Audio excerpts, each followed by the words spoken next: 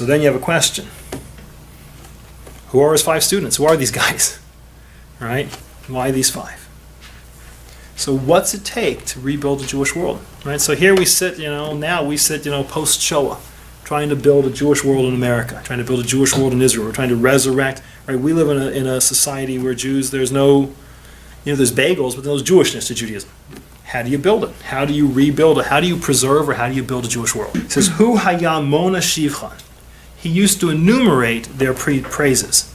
To enumerate something means he understands what they are, and he identifies them, and he individualizes them, and he counts them. It's mona. It's not just a vague thing, right? It's not just, a bunch. It's, this is them. So, Hu hayam mona shivchan. So this is the 11th Mishnah, 2nd chapter, Pirkei Avos. Hu hayam mona shivchan. Reb Eliezer ben Horkanus, bor sud she'enu ma'abe tipa. So he's a bor sud, a cemented cistern, she'enu ma'abe tipa, that does not lose a drop. Rabbi Yoshua ben Hananya, Rabbi Yoshua son of Hananya, Ashrei Yoladato. His mother is thoroughly proud of him. Praiseworthy is his mother. What a nice guy. Right? People would see him and they say, your mom just must love you. Right? They'd see his mom and say, your son is just, he's such a mensch, such a good guy. Right? Ashrei Yoladato. Think of it. Here's one of the greatest, Rabbi Yeshua, right? How often, you learn a Mishnah, you learn Gemara, how often do you see Rabbi Yeshua mentioned? Right? If I asked you to take Rabbi Yeshua, one of the greatest of the generations, and tell me what's his fundamental praise, who was he? Right? Greatest Talmidei Chachamim of all time. I mean, look at the number of Mishnayot that are built on his teachings. And what does it say? His mom was really, really proud of him. Right? I mean, we'll come back to what that is. But it's an amazing, what are you looking for in your kids? And that's the one that sits in the middle of him. Right? Then we have Rav Yossi HaKohen, chassid. Rav Yossi HaKohen was a chassid, a pious person. Meaning he tried to understand what did Hashem want of him and how do I do more. It wasn't how do I get by just with the minimum. It's how do I do. I want to be a chassid means you want to take it farther. We'll see the whole 5th parak is all about this idea of chassid. Not what we in modern era call chasidus, but what the Mishnah means is a chassid. We'll get to in a few weeks when we hit parak 5. Rabbi Shimon ben Nasanel. What's about Rabbi Shimon ben Nasanel? Yirei chet. He feared sin. And Rabbi Elazar ben Arach kamayan hamiskaber. He's like a fountain that's ever flowing fresh with new water. So these are the 5 steps of what you need. The first, Rabbi Elazar ben Horkanus, bor sud she'enu ma'abe tipa. So Israel's a desert. Right? Water doesn't fall every day. And so the question is, where do you get water from? So you have to store it. Right? They used cisterns. Right? Throughout the ancient parts of Jerusalem, you'll see that there are cisterns. That there are places that are carved into the rock. Right? A chamber that's carved down into the rock and hollowed out. And then you have channels that run and draw the water. As it rains, the water is drawn and pours into those cisterns and it stores. Right? Now, they used to have similar things in the American Southwest. You ever read A Good Western? You talked about, the cowboy, the guys who know where to find the seep. They know where to find, the rock pools, right, of the brackish, festering water. But it's better than dying out in the desert near Yuma. The water in Yerushalayim didn't go brackish because they used limed, cemented cisterns. That they understood the technology. They take a lime base, a cement.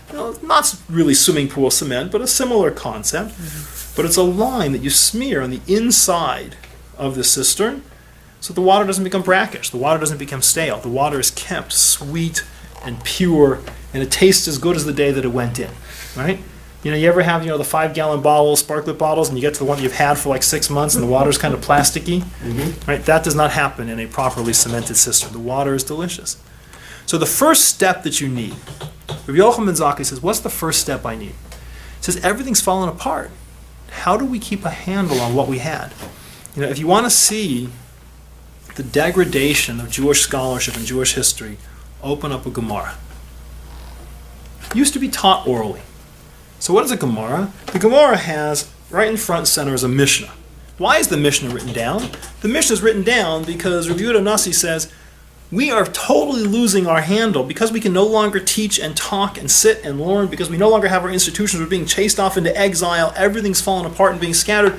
We no longer have the ability to even sit and remember what the law was. So he writes down the Mishnah. 200 years later, right? They say, we have that, but we don't even understand how to think about it. We don't understand how to question it. We don't understand how to take a core Mishnah and figure out how you actually extrapolate into halacha. So that's what a Gemara is. A Gemara is discussion. Gemara takes a Mishnah and starts asking questions back and forth, really just to teach you the process of how does a person ask a question about a Mishnah in order to open it up and understand it, right? Then you get to Rashi. Rashi comes now 500 years later and says, we don't even remember what the words mean. So he writes the words on the inside of the page, right? The next generation, Tosfos, says, we have no ability to tell, you have an idea on this page and it seems contradictory to an idea on that page. How do you reconcile them? Tosfos has to come and say, listen, here, it's page to page to page. That all of our commentaries are really generation by generation built on what we're losing from the preceding generations, right? What Rav Yochanan ben Zakkai realizes, if you want to preserve Torah, the first thing you need is someone who can preserve Torah. It's about keeping everything that we have. You can't lose it because you never know when it's going to come in handy. You never know what idea or concept is going to have application where. The key thing, he says, step one, is you can't throw away. You can't throw away what we have. God's given us a system of life. Hang on to it. But don't let it become this kind of archaic role-playing, costume party nonsense. Maybe it is. There's customs, there's reasons, but you have to understand, why is that custom that custom? You can't hold on to he held on to it sweet. Right? He preserved it and lost nothing. But it didn't fester and it didn't become brackish and it didn't rot. That's what you have to do to Torah. Second, now that you've hung on to it, Rabbi Yeshua ben Chananya, Ashrei Ladato. His mother was proud of him. Second is integration. Why is it that we're learning Torah? Why are we going through all this? Why do you learn Mishnah? Why do you learn Halacha? It's not a costume party. It's not so you can act according to, it's not a play and you've got stage directions and it's your job to answer the stage directions. It's all about integration. It's about changing the nature of who you are. Why does Rabbi Yeshua learn Mishnah? Why does he learn Torah? So he becomes the kind of person that his mother just loves. That's what we're looking for, right? You want a rule of thumb? We saw the first Mishnah. Ezu derech yashar she'yarul ha'adam. What's the straight path the person should choose? Right? We're trying to choose something that's straight, right? Something that's beautiful to you, to others.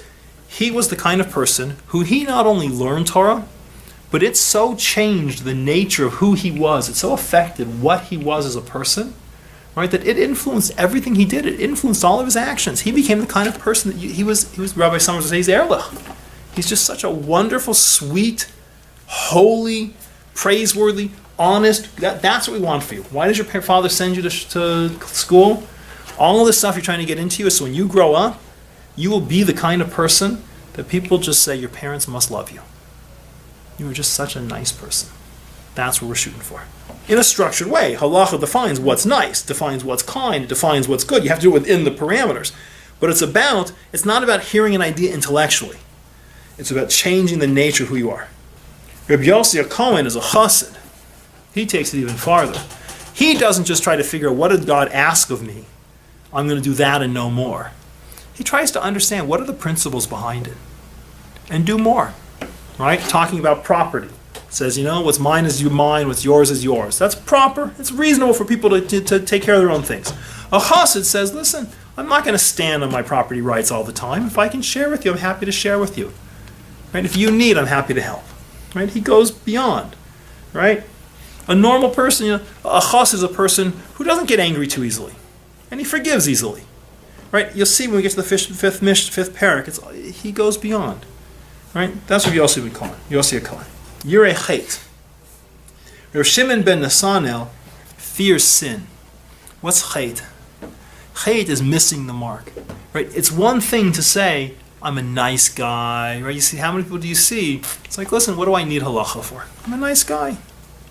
Right? I'm pretty basically good. He says you have to understand, God has created a system. He's the dungeon master and has given you the rules as to how the world works and said, here's what's good. These are actions that will bring you closer to me. And these are actions that will destroy you and push you away from me. These are actions that make my presence in the world real. These are actions that take my presence in the world and destroy it. He recognizes life has consequences. that there are things you can do that will destroy you. They will spiritually poison you. They will kill your kids. They will ruin your wife. They'll damage your friends. That choices that you make, it doesn't really seem to be that big of a deal to eat, take a little poison here or there. Right? A yireh chet is a person who realizes every choice that you make matters, and when you do the wrong thing, you're destroying the world. And you're afraid of that. Yireh, you have clarity, you see it. You recognize the consequences, and you're afraid of it. Right? Because you know life has value, and that this gives you the opportunity to destroy that value. That's a yireh chet. Right? So it's not just enough to say, I'm hanging on, and I'm a nice guy. Right? Because if you're a nice guy, but you don't care about the consequences of your actions, so there are plenty of nice guys who destroy, right? Who are absolute destroyers. Plenty of nice guys who, the trail they leave behind them is brutal destruction, because they don't necessarily think about the consequences. A yireh chet thinks about what he's doing and says, is this a building thing or a destroying thing? Is it a chet or not? Is it a mistake or not? Is it a destruction of God's presence or not? That's a yireh chet. And the last is Hamayan Hamit Gaber, the ever-flowing spring. The difference between a cistern and a spring. A cistern holds what we had and keeps it safe and clean and pure and beautiful. Right? A Hamayan Hamit Gaber, a fountain, a spring brings new. Right? The job is, again, we're not supposed to be stuck, in the 6th century or the 7th century or the 15th century or the 20th century. Right? The world changes. Technology changes, society changes, housing density changes, right? Torah doesn't change. It's still kamayim, it's still water. But the question is, how is that applied? The halacha questions that come up in issues of genetic engineering are not questions on a practical basis that were asked 1,000 years ago. On a halachic basis, they were. Right? When you sit and you look, I remember Rabbi Anderson once showed us, a discussion in Rishonim on kalayim, on mixing in plant species. And the discussion was on the question of, can you lift the nature of one species and put it into another? It's a meaningless discussion until you get to today. Now it's a meaningful discussion. Right? That the world changes peripherally, but halacha doesn't. It says, in order for us to stay relevant, Torah has to be. It's funny because the outside world, the reformers and the reconstructionists, right? They have this sense that you need to rebuild, and there's an aspect of truth to it. But the problem is that they don't have the Mayan Miskaber. Right? To them, it's just rebuild whatever I want. It's not within the structure of Torah. How does Torah fit here? Right? How would Torah look at this question? That's where the fresh eye is. It's not, it's a different world, we don't need it. It's, here's the technology. How would Torah look at it? That's the fresh eye. And that's what keeps us alive. That's what keeps us thriving. How can you use it? How do you apply it? How do we live with it? Right? To tell your kids to go and live in buggies in the 17th century, we're not buggy people. We're not buggy people. Right? It's a whole different thing.